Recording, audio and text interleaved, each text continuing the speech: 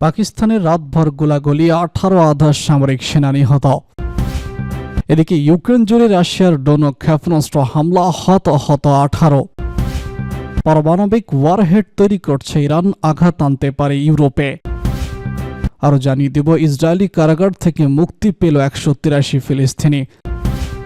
সর্বশেষ জানিয়ে দিব, সুদানে আধা সামরিক বাহিনীর হামলায় নিহত 40। পাকিস্তানে রাতভর গোলাগুলি, 18 আধা সামরিক সেনা নিহত। পাকিস্তানের দক্ষিণ পশ্চিমাঞ্চলে বিচ্ছিন্নতাবাদীদের সঙ্গে রাতভর গোলাগুলিতে 18 আধা সামরিক সেনা নিহত হয়েছে। এ সময় 24 জঙ্গি নিহত হয়েছে বলেও জানানো হয়েছে। শনিবার এক বিবৃতিতে পাকিস্তানের সেনাবাহিনীর গণমাধ্যম শাখা জানিয়েছে, বেলুচিস্তান প্রদেশে জঙ্গিরা অস্ত্র হাতে রাতভর রাস্তায় ব্যারিকেড দেওয়ার চেষ্টা করেছিল। নিরাপত্তা বাহিনী তাদের সরিয়ে দেওয়ার সময় বেশিরভাগ হতাহতের ঘটনা ঘটেছে। পাকিস্তানের প্রধানমন্ত্রী শেহবাজ শরীফ এক বিবৃতিতে হামলার নিন্দা জানিয়েছেন। জানানো হয়েছে, এই জঘন্য ও কাপুরুষোচিত কাজের অপরাধী, সহযোগীকারী ও মদতদাতাদের বিচারের আওতায় আনা হবে। ইরান ও আফগানিস্তানের সীমান্তবর্তী খনিজ সমৃদ্ধ এই প্রদেশটি বিচ্ছিন্নতাবাদী জাতিগত বেলুচ গোষ্ঠীর 1 দশক পুরনো বিদ্রোহীদের মাঠে পরিণত হয়েছে। বিভিন্ন মতলম্বী জঙ্গিরাও সেখানে তৎপর। এক প্রতিবেদনে এপি বলছে, বিএন নামক বিদ্রোহী গোষ্ঠী প্রায় পাকিস্তানি নিরাপত্তা বাহিনী, বেসামরিক নাগরিক এবং বিদেশিদের লক্ষ্য করে হামলা চালায়, বিশেষ করে চীনের ওপর। গত নভেম্বরে একজন পিএলএ সদস্যদের আত্মঘাতী বোমা হামলায় দক্ষিণ পশ্চিমাঞ্চলীয় শহর কোয়েটার ট্রেন স্টেশনের 26 জন নিহত হন। এর আগে আগস্টে বেলুচিস্তান বিচ্ছিন্নতাবাদী জঙ্গিরা পুলিশ স্টেশন, রেল লাইন ও হামলা চালায়। সে সময় কমপক্ষে 76 জন নিহত হয়। ইউক্রেন জুড়ে রাশিয়ার ড্রোন ও ক্ষেপণাস্ত্র হামলা, হত 18। ইউক্রেন জুড়ে এবার বৃষ্টির মতো ড্রোন ও ক্ষেপণাস্ত্র হামলা চালিয়েছে রাশিয়া। শনিবারের এই হামলায় কমপক্ষে 4 জন বেসামরিক নাগরিক নিহত ও 14 জন হতাহত হয়েছেন। একই সঙ্গে ইউক্রেন জুড়ে আবাসিক ভবন ও অবকাঠামোর ক্ষতি হয়েছে বলে জানিয়েছেন ইউক্রেনীয় কর্মকর্তারা। ইউক্রেনের পররাষ্ট্র মন্ত্রণালয় জানিয়েছে, কেন্দ্রীয় শহর পোলকাবায় একটি আবাসিক ভবনে রুশ ক্ষেপণাস্ত্র আঘাত আনে। এতে 3 জন নিহত এবং 10 জন আহত হন, যাদের মধ্যে 2 জন শিশু রয়েছে।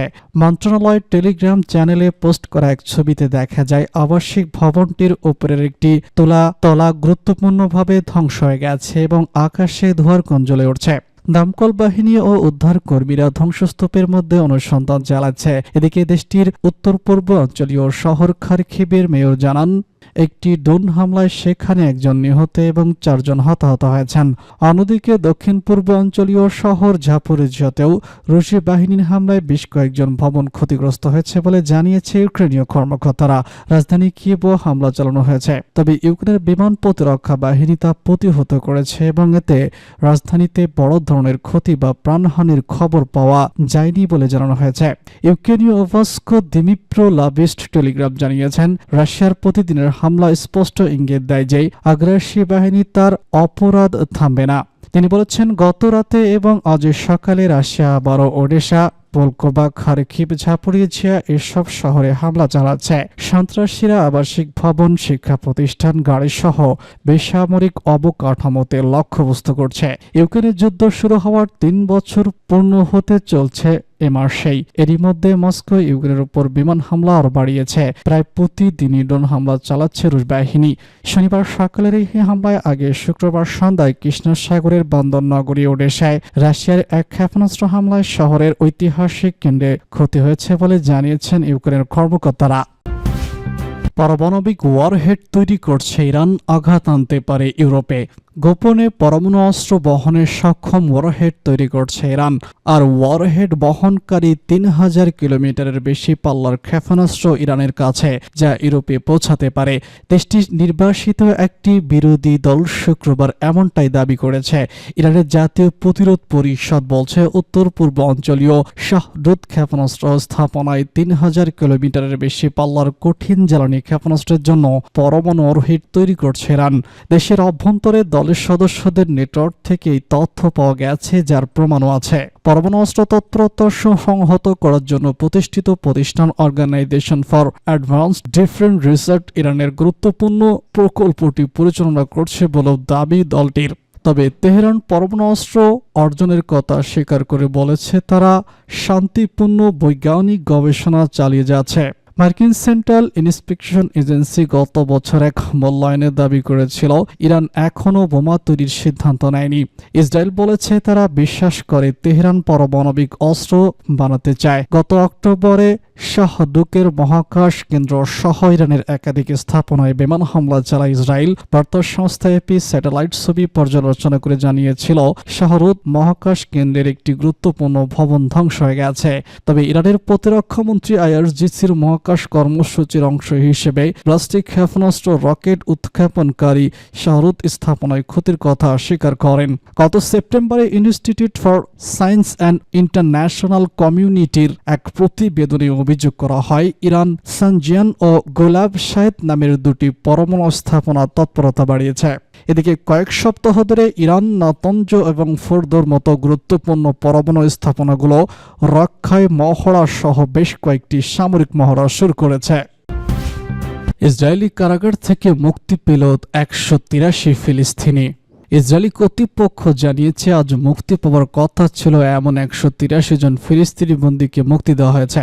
ইসরায়েলি কারাগার পরিষেবার একজন মুখপাত্র জানিয়েছেন মুক্তির আগে অধিকৃত পশ্চিম তীরের ওফার কারাগার এবং দক্ষিণ ইসরায়েলের কেট জিওট কারাগার থেকে বন্দীদের স্থানান্তর করা হয়েছিল। আজ মুক্তি পাওয়া বন্দীদের মধ্যে কয়েকজন যাবজ্জীবন বা দীর্ঘ কারাদণ্ড ভোগ করেছিলেন। গাজা যুদ্ধবিরতি চুক্তি আওতায় মুক্তি পাওয়া ফিলিস্তিনি বন্দীদের বহনকারী বাসগুলি দক্ষিণ গাজার খান ইউনিসের ইউরোপীয় হাসপাতালে পৌঁছেছে। প্রায় 150 জন ফিলিস্তিনি বন্দীকে বহনকারী বাসগুলি খান ইউনিসের ইউরোপীয় হাসপাতালে পৌঁছেছে। সেখানে তারা তাদের পরিবারের সাথে একত্রিত হন। বাসগুলোকে ঘিরে বিশাল জনতা থাকায় আবেগঘন দৃশ্য দেখা যায়। সুদানে আধা সামরিক বাহিনীর হামলায় নিহত 60। ইমদাদুর রহমান শহরের একটি হাসপাতালে আধা সামরিক বাহিনীর গোলাবর্ষণে 40 জন নিহত হয়েছেন। শনিবার এক হাসপাতাল সূত্র এই তথ্য জানিয়েছে। পোস্ট সুদান থেকে এপি জানায় নিরাপত্তার কারণে নাম প্রকাশ করতে অনিচ্ছুক আল নাও হাসপাতালের এক কর্মকর্তা বলেছেন এখনও হতাহতের হাসপাতালে আনা হচ্ছে। হামলাটি চালিয়েছে আধা সামরিক বাহিনী প্যারিড ফোর্সেস RFS। 2023 সালের এপ্রিল থেকে সুদানে নিয়মিত সেনাবাহিনীর সাথে RSF এর ভয়াবহ সংঘর্ষ চলছে। এতে হাজার হাজার মানুষ নিহত হয়েছেন এবং 1 কোটিরও বেশি মানুষ ঘরছাড়া হয়েছেন। রাজধানী খার্তুমে দীর্ঘদিনের অচল অবস্থার পর সেনাবাহিনী সম্প্রতি পাল্টা অভিযান চালিয়ে তাদের প্রধান কার্যালয় সহ গুরুত্বপূর্ণ ঘাঁটি পুনরুদ্ধার করেছে। তবে RSF এখন শহরের বিভিন্ন এলাকা থেকে সরে গিয়ে রাজধানীর উপকণ্ঠে অবস্থান নিয়েছে। প্রত্যক্ষদর্শীরা জানিয়েছে শনিবারের হামলায় গোলাগুলির উৎস ছিল ইমদাদুর রহমান পশ্চিম দিক, যেখানে এখনও RSF এর নিয়ন্ত্রণ রয়েছে।